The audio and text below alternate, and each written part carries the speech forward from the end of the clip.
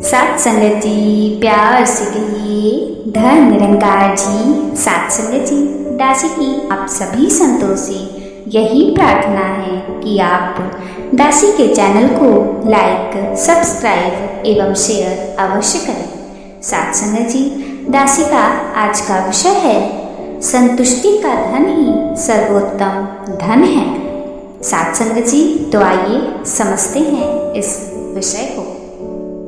संतुष्टि एक ऐसा गुण है जो सब दिव्य गुणों में शिरोमणि है। यह सभी गुणों का सरताज है। संतुष्ट मनुष्य राजा के समान सुखी होता है।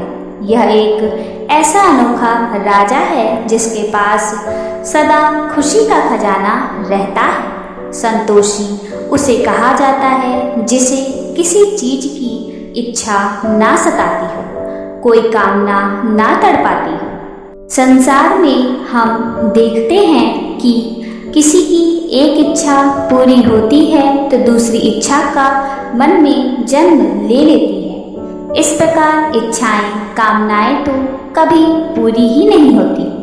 जो व्यक्ति इस शेष सत्य निराकार ब्रह्म का आधार ले लेता है उसका मन संतोषी हो जाता है।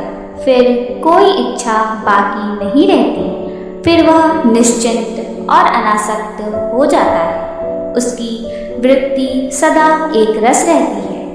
वह सदा आत्मिक सुख से संतुष्ट रहता है। उसके पास यदि सांसारिक पदार्थों की कमी भी हो तो भी वह आत्मिक सुख से संतुष्ट रहता है।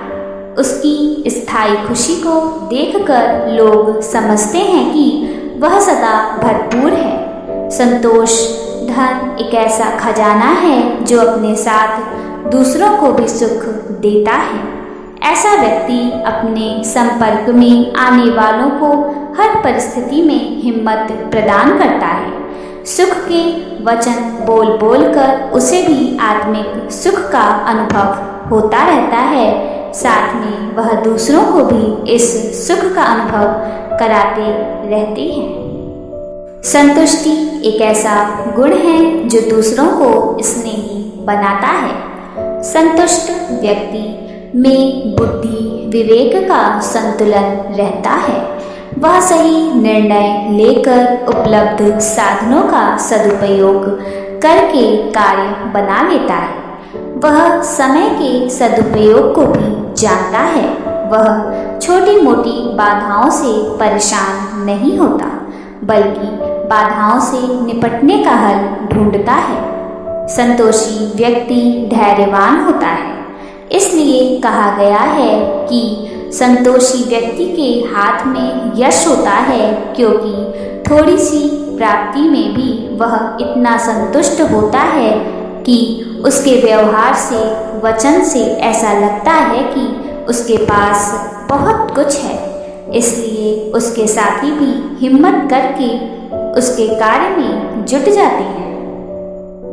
यह संसार विविधताओं का एक खेल है। यहाँ भांति भांति के लोग हैं। सबके संस्कार और स्वभाव अलग अलग हैं।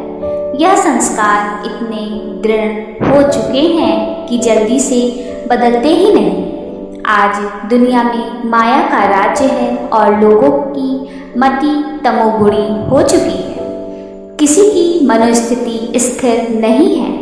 इसलिए हर मानव परेशानियों के घेरे में है।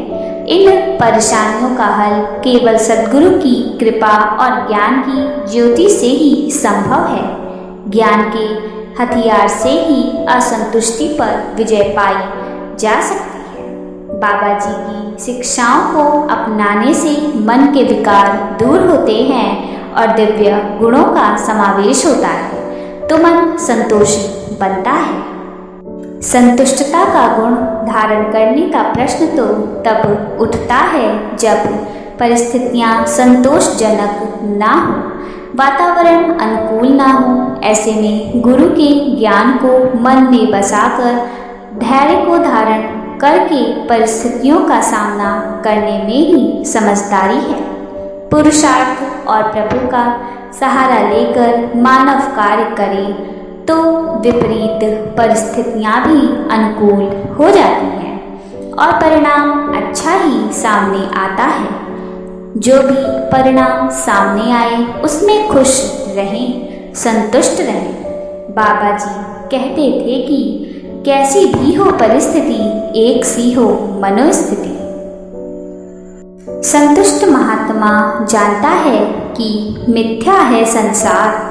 जब संसार ही मिथ्या है तो पदार्थों का मोह भी मिथ्या ही है।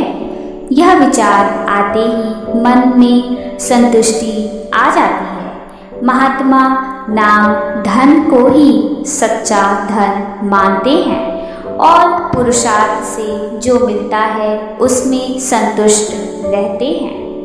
अधिक धन संचय से कभी भी मन में संतुष्टि नहीं आ सकती।